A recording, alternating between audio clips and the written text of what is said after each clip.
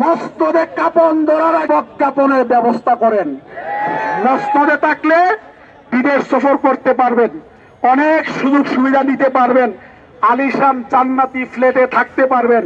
কিন্তু মসনদ না থাকলে কিছুই কিন্তু আর থাকবে না।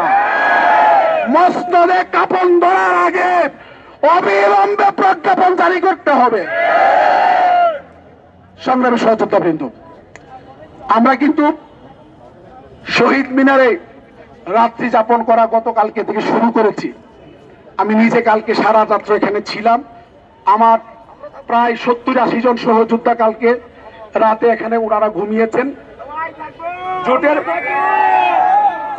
জোটের পক্ষ থেকে অনুরোধ করব, আমাদের বেশি দিন কষ্ট করতে হবে না। গল্প গুজব করেও তো 2 দিন কাটানো যায় না। আমি যদি জোটের সদস্য সচিব হয়ে জীবনের ঝুঁকি নিয়ে, হামলা মামলা হুমকি ধুমকির ঝুঁকি নিয়ে এই খোলা আকাশে যদি ঘুমাইতে পারি, আপনি কেন পারবেন না?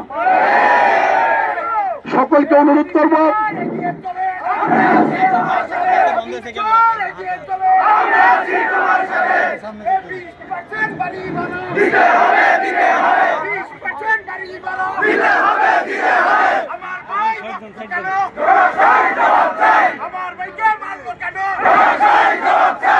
সংগ্রামী সহযোদ্ধাবৃন্দ, সবার কাছে আমার একেবারে করজোড় অনুরোধ, আমরা প্রয়োজন বসে রাত্র কাটিয়ে দিব। আমি কালকে 3:30টার পরে আমরা আমাদের এই ফ্লোরের মধ্যে আমরা শুয়েছি, ঘুম হয় নাই। সব মিলে সম্ভবত 1 ঘন্টা সকালে সম্ভবত আমি ঘুমিয়েছি।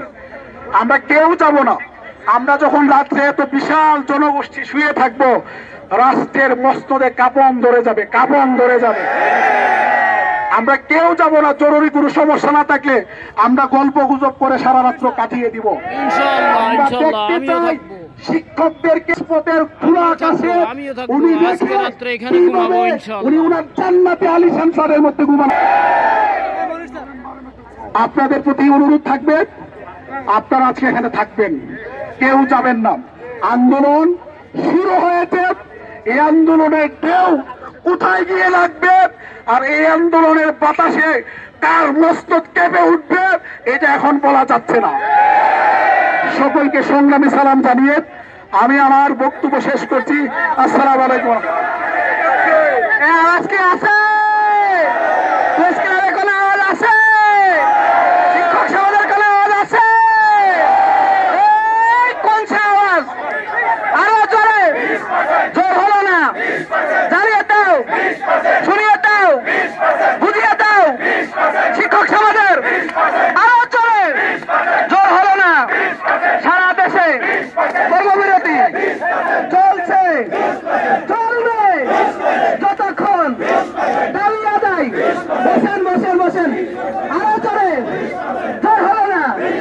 চারিদিকে একটা কথা বলবেন।